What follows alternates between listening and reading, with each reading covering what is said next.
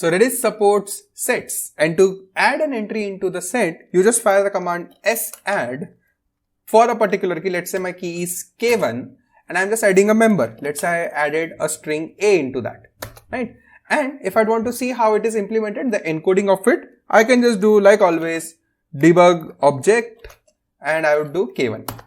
Here you see the encoding that it is using is hash table, which means that sets are implemented through hash tables in Redis. But there is a very interesting catch. Here we try to insert a string. What if I create another key and I pass in an integer? So I'm creating a set having integer values. So if I do GitHub debug object on k2, I created a set k2 in which I added integer 1, integer 2, integer 3. If I do this, here I get another encoding which is intset. So in Redis, sets are implemented in two ways: a normal set and an integer set. A normal set is implemented through hash table, right? A classic hash table implementation.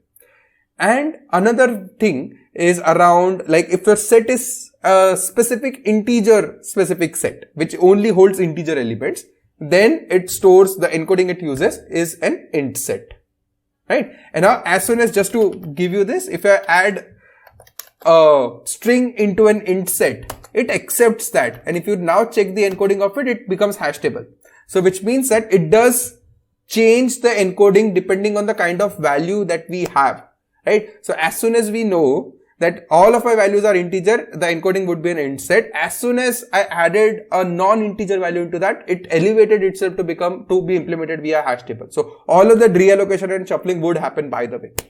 Okay, so let's take a look at how it is actually implemented. So here I have a file called t_set. The way you can trace it is again through same. If you check for sadd command, you will land up to this file, right? So if I scroll through this for the first few lines, here only you see where it is creating an int set and a normal set. The first command itself is the set type create, which is creation, like to create a set of a particular type. It just checks if SDS is basically simple dynamic string. We'll touch upon that in a couple of videos later. Imagine it's just a string. So is SDS representable as long, which means if my string is representable as a long, so string to long, if it is possible, then okay, otherwise error, and then it would set the value there. If it is representable as a long, which means that my set that I'm trying to create right now with the first value that I am trying to create. Let's say if I'm doing a set add, I'm doing an sadd on a particular key and value is 1. This would be true. Because this would be true, I'm creating an int set object. If this would be false, if I'm inserting the first element as string, it would be creating a set object. The normal set object will be hash table implementation, while int set would be an integer set, which is much more interesting. Hash table is pretty like you'll find a ton of resources on hash table. I'll link a couple of, like I have a very detailed free playlist available on YouTube on hash table internals. A lot of that applies as is in this implementation of hash table with set. I'm just linking them in the description down below. Watch that if you're interested into knowing hash table internals, resize and everything I've covered there. But what we are more interested in is the int set implementation. So int set, here if I check the int set, here it is creating this object of an encoding type is set to int set. And then here it is creating this int set new, which is allocating size int set, like classic implementation.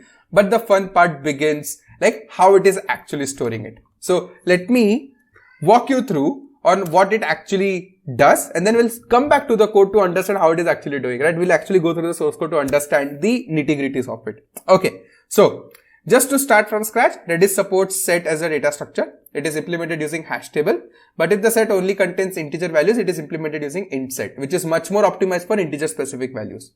So how does int set store the value, which is so optimized? Int sets are storing the values as a sorted list of integers. That is it. Because if you think about it, sets does not contain any duplicate. And if you just keep the list sorted, that just could be your set implementation, right? So what intsets are? Intsets are just a sorted list of integers, but only it is valid only till certain limit. After that, it moves to hash table because a long list of integers is unoptimal. right? So that is where you have a configuration called set max intset entry, which says that, hey, at max I'll have 50 entries, 100 entries, 200 entries in the intset. After that, I would be moving to hash table, right? This is a configuration that Redis provides. So after this configure limit is set, Redis starts using hash table to hold the data. Now, if I start with just 3 elements, 1, 2, 3, I'll get my implementation using intset. And insert and data would be, now obviously if you think about complexity, because it's a sorted list of it, it's not linked list, it's a sorted list of integers, a literal array of integers if you may want to put it. So insertion and deletion would take order n, because worst case would be what? When you're inserting, because it's a sorted list, you may get elements in any order, you are inserting in the middle, so then you have to move the elements and then insert something in the middle. Or if you're removing something, you'd have to move back elements once again. So that is there. But search, that's the most common operation for set. Does this exist in the set? You're doing set union, set intersection, most common operation. Because it is a sorted list of integer, it's just binary search. So your search operations on a set becomes order log n, right? And this I'm talking about int sets, right? It just order log n. We'll look at this code right now, how it is actually doing. But let me do that. Let me do that later. Let me first walk you through on how it is doing it. We'll definitely go through the source code and see how it does it in action, because you'll understand the layout of it. So like we talked about in the previous video, we talked about zip list and its layout. Excuse me. Because of similar to that, you would have layouts for intset as well. So an intset is defined something like this. The layout is, the first thing is encoding, then length, then int1, int2, int3, int4, and so on and so forth. Integers are fixed with integers. It does not mean it is 4 bytes, by the way, because you may have a 16-bit integer, a 32-bit integer, or a 64-bit integer. So what it does, instead of allocating a 4-byte integer without utilizing 4 bytes is a waste of space. So that is where encoding says that what kind of integer are we storing? Are we storing a 16-bit, 32-bit, 64-bit?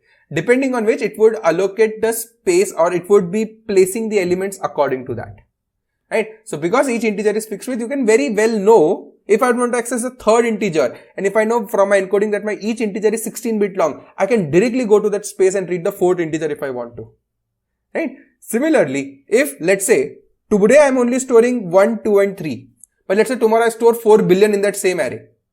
So what would happen is initially it would have allocated to int 16, right? Because that's the smallest that it can allocate.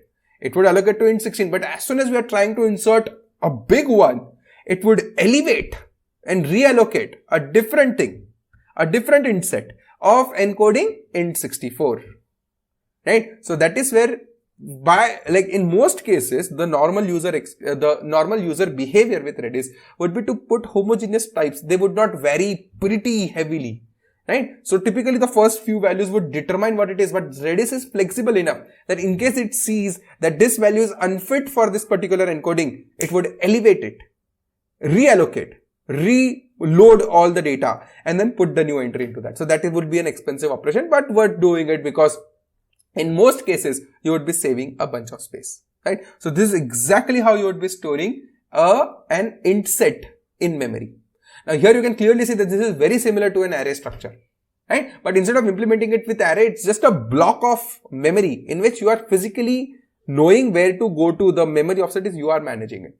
So with encoding, you know that length, you know how many elements are there, so you can directly jump to any element that you would want to, right? Now, adding something to an intset is that you would first check if the value exists or not, right?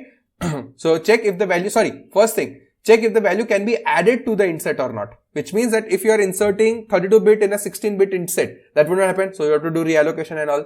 If not, upgrade the encoding, reallocate and whatnot, you'll do that. Do binary search and see if int exists. If yes, do nothing, because if element already exists, you do nothing. Because it is sorted, you can do binary search on that. Then with binary search, you will get an output as a position of insertion. So then if you got a particular position as insertion, that this is where I would want to put in, you would mem copy, literally fire that call mem copy to copy the elements from here to one place, like mem copy equal mem copy plus 4. It would literally copy the elements like this, and you would be inserting your element, or you would be writing your element at that specific location, right? So this is what you would do with mem copy or mem move. Pick your favorite, like mem copy copies, mem move moves. Mem move would be suiting better. So it uses mem move internally, right? and then set the integer value at the position that you are interested in, right? Similarly for delete, you would find the position to delete, mem over and shift elements to the left, right?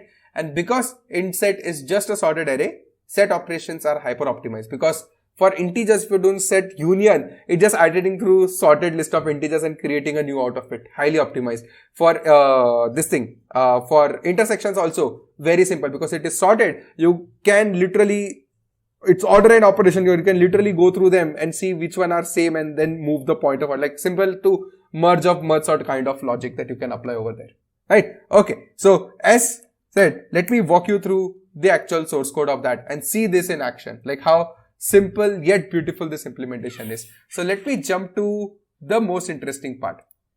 So here Intset new we allocated. Intset resize is where we know that, hey, this is what we would want to resize. Like the size is small, I want to enlarge it. That is for that. This is where the search part is. Intset search, where I want to search something, some value, and hold a position in which we are searching. Like binary search output would be what? Would be the position at which the element either exists, or if it does not exist, then the position at which it would be inserted. So that's why here we are passing the pointer, so that we don't have to do two lookups there. And then this is where we are doing the binary search, a very familiar code. While max is greater than equal to min, you compute the mid, then you get the element. If value is greater than current, then you do this, otherwise do this, and continue the loop. This is where you can see your binary search that we studied so much in depth in colleges, in our data structures, algorithms, practices, and whatnot. Here you see that in action, that how Redis uses it to optimize int sets, right? Okay, and this is the code base, or rather this is the file where you will find a lot of other operations that, just to walk you through one, this is how Intset add happens. This is where you can see upgrade and add, where you have to upgrade the encoding and add. You are doing search. If success, then something. If not, then do resize and you add. Otherwise, intset.set at this position, this value, and you are updating the length of the intset, right? A very standard implementation, but the nitty-gritties of it will be coming when you really implement it. You'd understand the challenges that would come with that, right? But obviously, just a couple of points to highlight. You'll never be allocating the memory only that much that you need. You would be allocating with some buffer. Once you hit that limit, you would be reallocating a big chunk of memory and then refill the data into that and then add the incoming entries to that. Right. So yeah, these are the couple of points that you have to keep in mind. But this is how int sets are implemented in Redis. These are specialized sets that holds only integers. Generic implementation is with hash table. You can find a very extremely detailed playlist on hash table internals by me on YouTube. And I'll link them in the description down below as well. Right. And like always, I've not implemented this particular part. This is for you to understand how Redis actually does it, how it is very frugal. I've opened up a GitHub issue. I'll link them in the description down below. If you find it still open, no one is working on that, I would highly encourage you to pick that thing up, use it to implement this on your own. You will learn so much so about encodings, being frugal, allocating memory and whatnot through that. Right? I would highly encourage you to do that. So yeah, that is it. That is it for, basically that is it for this one. I'll see you in the next one. Thanks a ton.